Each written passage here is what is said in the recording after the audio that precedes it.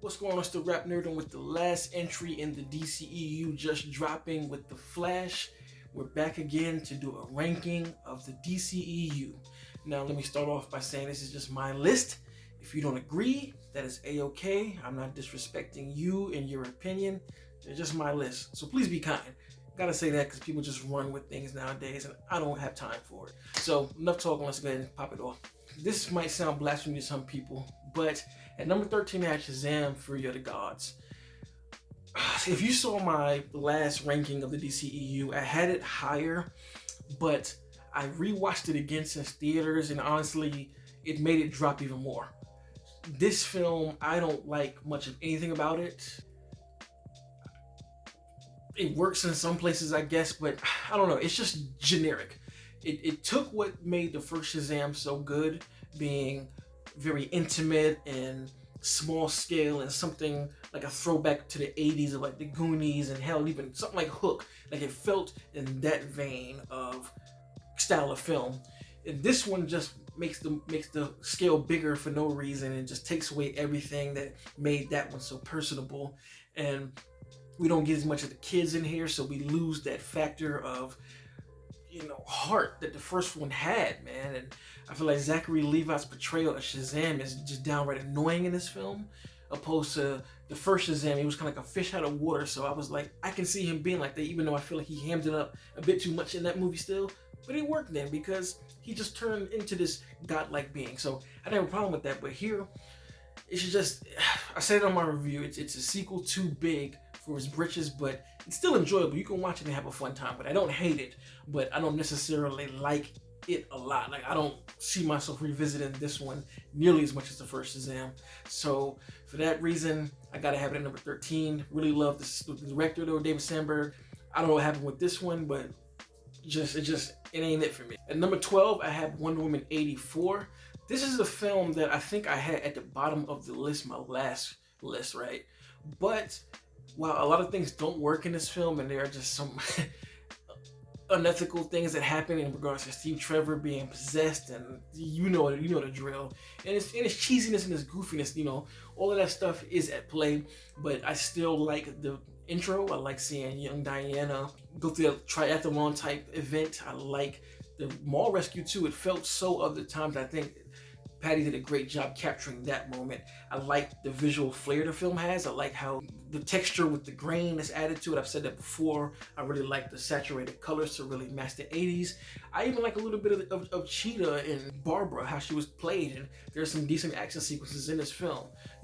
I think overall, again, it's very goofy and cheesy, but it actually has some flavor. And for me personally, when it comes to my style of movies in general, what I tend to like the most, I like stuff with flavor. I like stuff that has like a personal touch on it. That's just, what I can see from this film. Like, I definitely see Patty went out of her way to try to make this seem like a movie that came out of the 80s. I like where I was seeing her go, but she didn't quite execute it all the way. So it's still not as enjoyable, and I don't watch it as much, but I definitely say it's a little biased because my daughter, she likes the film a lot. I watch it time and time with her, and I can't help that. So at number 12, I have Wonder Woman 84.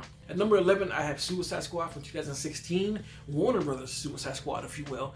Now, it's no question that this is a hack job, and I'm gonna say off rip, release the Ayer cut, but it's a hack job of a film. You can tell it's overly edited. It has really hammy dialogue that's been reshot. It has one-liners that are just really bad. There's a lot of things you can say about this movie. Joker doesn't have enough time. But to be frank, man, I actually still enjoy Suicide Squad. Like, I still watch it. I think there are moments of greatness in here that I didn't find in the ones prior. Like, there are scenes in here that I'm like, I can watch this movie for at least that. Whereas 84 and Shazam, not so much. We still got that Batfleck scene when he's pretty much chasing down Harley and Joker. Classic Batman shit, the whole nosedive and all of that. We still have Batman actually capturing Deadshot, dope as hell. Katana in here, all her action sequences are good, and the action in this movie is really done well. I like that. I like how gritty it is. I like the aesthetic. I like the color palette. Even the music, even though it's like you could tell that they tried to make James Gunn's Suicide Squad out of this film, I still, for some reason, I like it. Like, this movie feels like a film for literal outcasts and misfits. I do like it for those aspects, but I'm not gonna get around the poor editing. That's it's clear, you know, that there is more to the story than what meets the eye. But even through this film, I still can see touches of Ayer throughout it with certain characterization that he hits on. Like I can see his roots in LA through characters like Diablo, hell, even Will Smith in his redemption arc. Like there's things here that you can see, and I just really want to see him, you know, come to fruition with Ayer's cut. But for now, I still enjoy this one. I watch it way more than those other two. So at number 11, I have Suicide Squad. At number 10, I have Black Adam. This film is pretty generic too. You know, the story hits all the beats that you would assume it is. Black Adam isn't a villain. I know some people consider him to be an anti-hero, but here, I don't even know if he's that, because he's killing bad guys, so it's like, how anti are you? You know what I mean? But with all the generic things and that being said, this movie's action-packed and a lot of the action works. The movie doesn't have any type of personal style or flavor to it, but the action is what we came for, and they deliver most of the time, not gonna lie. And then you throw in the Justice Society in there, Hawkman. Like, I want a movie with him just because I liked what they did with his character, even though he was an asshole the whole time. But just seeing him going against Black Adam, well worth it. I just love when they throw down, like, you know, when the movie first starts, the Black Adam stuff is kind of but again, adding the Justice Society to this film is what made it what it was. And it reminded me kind of X-Men First Class.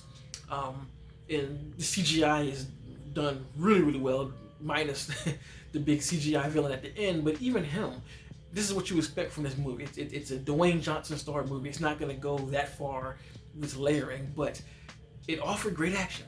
And that's what I got from it, and I watch it and rewatch it just for that alone. So at number 10 is Black Adam. At number 9, I have James Gunn's The Suicide Squad. This movie really doesn't have that much of any type of flaws to it. I think it's a really well-made film. It's handcrafted. You can tell that this is James Gunn. And the thing about Gunn, right? He's a lot like Zack Snyder in the sense that his style is so unapologetically him that you either love him, hate him, or you're like meh for the most of his movies, right? And personally for me, I'm that you know, sometimes his stuff works, sometimes it doesn't. Here, it's meh, but I actually do still like it at the same time. But sometimes his style can be a bit much for me, so it's hard for me to really delve deep into the world that he creates. But the world that he does create, it's done well. I mean, this movie looks gorgeous. Cinematography is beautiful, like one of his best looking movies to me.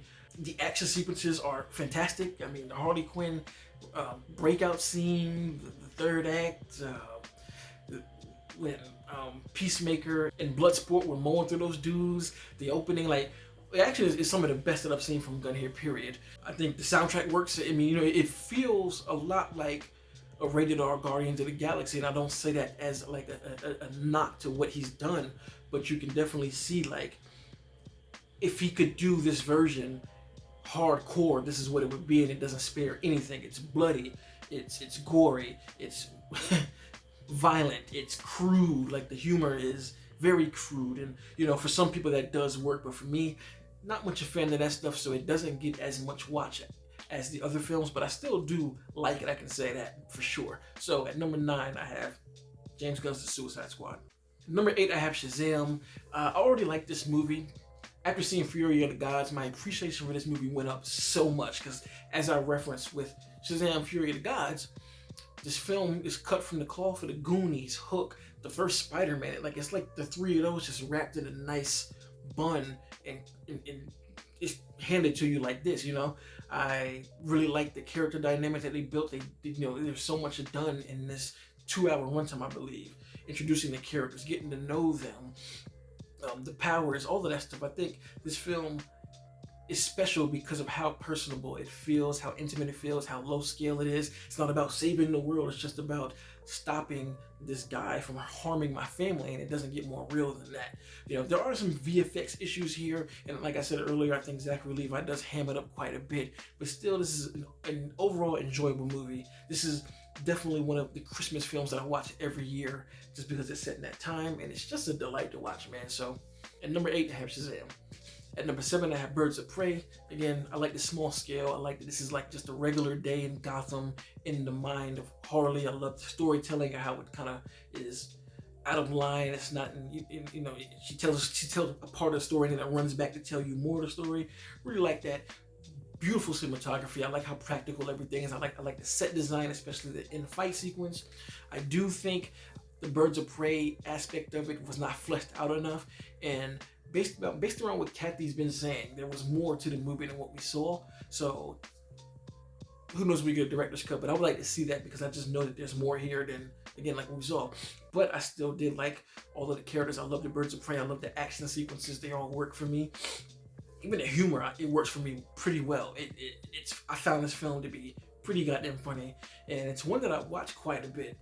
I remember when it first came out in theaters, I saw it like 3 times just because it was that fun, and it's the style of action that I like. I love that low-level hand-to-hand combat / weaponry type action film, or like we call it heroic bloodshed. I love that kind of stuff, and to me, this film kind of fits in that category of that. So I have that at number 7. At number 6, I have The Flash. You saw my spoiler talk video. I kind of went in on it at the end, and I still stand by that. I still think the third act is a train wreck for multiple reasons. Despite all of the issues in the third act, man, I can never say I loved it. I enjoyed the hell out of it. It was entertaining the first 2 halves with it, including all of these different characters, but it's still being Barry's story. Ezra's performance was outstanding. I really do want to watch it again because maybe knowing what I know now about the third act, it may not bother me as much. But overall, just a really fun movie. Some of the VFX are wonky, some are explainable, some aren't, which is why the third act is such a jarring thing for me. But I want to rewatch it again because Shazam 2, I had issues with the CGI when I first saw it, but when I watched it on TV again, that really wasn't an issue. It didn't look that bad to me. I don't know if they reworked on it or what, but it wasn't bad. So I really want to watch Flash again when it does hit HBO Max. And based off these numbers, it's going to be here pretty quickly. But I really enjoyed the multiverse stuff, the emotion, the humor works for me. Ezra's a funny person, and his style of humor I find to be hilarious. And it's a buddy road trip type movie akin to, Back to the Future. I mean, we always relate those movies to that time, but I think it's really like that here. It feels like an 80s fantasy film in a lot of ways, even with the synthesized score. So all in all, I really dug The Flash, and I have it at number 6. Number 5, I still have Aquaman. I just think James Wan direction is what made this movie what it was. Anybody else directed it, this film would not work. But the action here is top tier. Like, this action in this film, the cinematography as well, beautiful movie. It is on par with what I feel like Snyder is. I feel like Snyder is a visual painter when it comes to these films. Wan did the same exact thing here. The only issues I really have with this film are that the script is a little bit weak. I used to really defend the script about how good it was, but over the years and just learning things and even my sense of style and understanding of screenplays and writing them myself, it did start to take it down a little bit because the script should have been tighter. I feel like there are a lot of goofy moments that were unnecessary. I kind of wonder if WB forced James Wan to put these in the film because it just doesn't seem like it goes with other parts of the film. Like, it's almost like a back and forth of taken serious, not taken serious. So there's that. But other than that, though, I mean, this is epic. The scale of this film is ridiculous. Like, when people talk about scale, Aquaman does it. Just the places that this movie goes from start to finish, starting so small at this lighthouse to ending up at this big underwater battle with just millions of sea creatures just fighting amongst each other, and then you still get small scale fights like the submarine fight. That's one of my favorite action sequences in the DCEU. Like, it felt like Aquaman's warehouse scene, if you will, but just under a submarine, and that scene is just so much fun. Great choreography, and even with the script being weak, there are still gems of lines throughout this film, especially from Orm, one of the best villains in the DCEU. He's probably one of the reasons why this movie works so well, because he is a no-nonsense villain that's coming for his shit. So, number 5, Aquaman. Number 5, I have Wonder Woman, and this should be no surprise. I think everybody across the board can definitely say that this is a great movie. some people have issues with the third act, but personally, shit doesn't bother me. I liked when Ares showed up, and I like the showdown they had. I don't care if it's a big CGI battle. If it's a CGI battle, just make it look good. That's all I ask for. Just let it be good. Let me see care in it, and I see care in this thing. I love the unleashing of her power. I love the emotion in this film. I love what this movie stands for in general. Just, as women not having a seat at the table in the past, but one woman just kind of saying like, no, you can't exclude us, and this is what I stand for, and I'm going to show you why. That's the whole reason why the No Man's Land scene is so incredible. This is a gorgeous movie as well. I love the texture. I love the color palette. Oh man, the action is top tier. From the No Man's Land scene to the third act to the invasion of, was it the Russians, I believe? Them trying to invade the Mascara. Diana, Steve Trevor, just having the way Dow and Chris bounce off each other. It's another one of those buddy road trip films that just absolutely works. And I don't have many issues with the film, honestly. I really don't. I like the movie from start to finish. So at number 4, Wonder Woman. Now you can probably imagine where this is going, right? So at number 3, I have Man of Steel. Best Superman movie ever. I've never been invested in Superman that much as a character before this film. I always watched him for the action because of his powers. I own comics because of the powers, and he can do cool shit.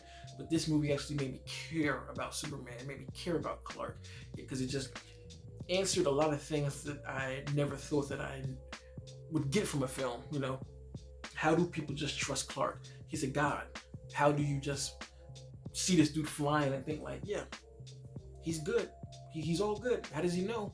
And I don't know how Zach tapped into that. I feel like this movie was tailored and written for me to be a Superman fan. This film made me a Superman fan because of the humanity that he gave him. It's a Superman that's not perfect. He's just out here trying to do things. He doesn't know, but he wants to do the right thing. So cinematography is brilliant. The score, one of the best scores, film scores to me, period, all time. Like, one of the best scores. Henry Cavill looks the part. I love Amy's Lois Lane, that she's not just a damsel in distress, that she embodies that go-getter mentality as a reporter. Love the color palette. This film did things to me that I've never imagined. It opened my cinema eye to things. Wasn't for this film, I probably wouldn't even be in this space doing YouTube. But Man of Steel is just all that and more. Love it. So this leads to number 2, Batman vs Superman. Again, this is another movie that I feel like Zack created for me, because Lex's beef with Superman in this movie was me. It's like, how do you know about a guy that's good? You're Superman. You're this god. Like, you can't be all good. You can't be all knowing either. I don't buy that. Like, when Superman's saving this person, couldn't somebody else need help? How does he deal with that, knowing that? And I feel like this movie tackles that part. Like good and bad aren't just black and white. It's a gray area. I love that. I love Ben Affleck as Batman, the best Batman, period, to me. Like the best Batman, best performance.